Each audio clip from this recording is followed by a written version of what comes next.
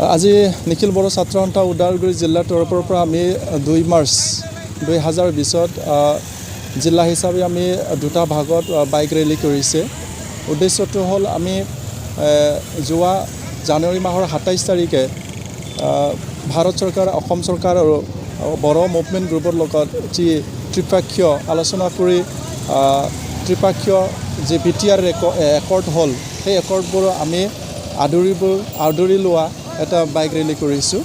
ইয়াৰ যোগেদি আমি সমাজক মেছেজ দিবলৈ একোকে বিচাৰিছে বড়োসকলৰ দীঘলীয়া সংগ্ৰাম চলি থকা সেই দীঘলীয়া সংগ্ৰামবোৰ শেষ কৰি আমি যি বড়োলেণ্ড টেৰিটৰিয়েল যি ৰিজন, সেই ৰিজনবোৰক কেনেকৈ আমি শান্তি সম্প্ৰীতিৰে চলাই যাবলৈ কাৰণে আমি প্ৰস্তুত কৰিছোঁ। এইটোৱে মেছেজ দিবলৈ কাৰণে আমি নিখিল বড়ো ছাত্ৰ সন্থা ওদালগুৰি জিলাৰ তৰফৰ পৰা দুটা ভাগত ভেৰগাঁও চাব ডিভিজনৰ আণ্ডাৰত থকা আঞ্চলিক কমিটিৰ পানীৰ পৰা আৰম্ভ কৰি ভেৰগাঁৱত ক্লজিং হ'ব আৰু ওদালগুৰি চাব ডিভিজনৰ আণ্ডাৰত থকা প্ৰায় 12খন আঞ্চলিকে কবিৰালি চাৰিআলিৰ পৰা আৰম্ভ কৰি বড়ো বাজাৰ আঞ্চলিক কমিটিৰ যি প্লে গ্ৰাউণ্ড আছে, সেই প্লে গ্ৰাউণ্ডত সমাপ্ত কৰিবলৈ কাৰণে আমি প্ৰস্তুত কৰিছোঁ।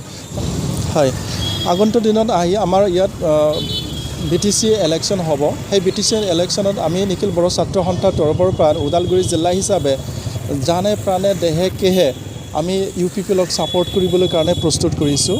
সেইবাবে আমি এতিয়া BTC যিখিনি চৰকাৰ আহিব, সেই চৰকাৰখনে কাৰাপশ্যন ফ্ৰী এটা চৰকাৰ গঢ়ি তুলিবৰ কাৰণে আমি আশা প্ৰকাশ কৰিছে। যিহেতুকে UPPলত আমাৰ এই প্ৰেছিডেণ্ট নিখিল বড়ো ছাত্ৰ সন্থাৰ প্ৰাক্তন সভাপতি প্ৰমোদ বড়ো ডাঙৰীয়া UPPলক চম্ভালিবৰ কাৰণে প্ৰেছিডেণ্ট হিচাপে কাৰ্যগ্ৰহণ কৰিছে।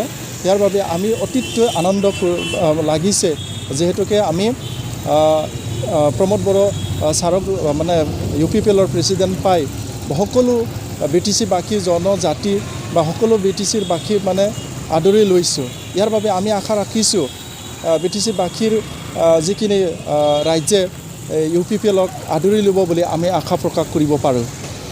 যিহেতুকে UPP দলে এটা ভাল এটা গভৰ্নেন্স দিবলৈ কাৰণে প্ৰতিশ্ৰুতি দিছে সমাজখনক। ইয়াৰ কাৰণে আমি নিখিল বড়ো ছাত্ৰ সন্থাৰ তৰফৰ পৰা ওদালগুৰি জিলাৰ পৰা আশা প্ৰকাশ কৰিব পাৰে যে আহি থকা দিনবোৰত BTC অঞ্চলত শৃংখলাবদ্ধৰে এটা ভাল এটা গভৰ্ণমেণ্ট হ'ব বুলি আমি আশা প্ৰকাশ কৰিব পাৰোঁ।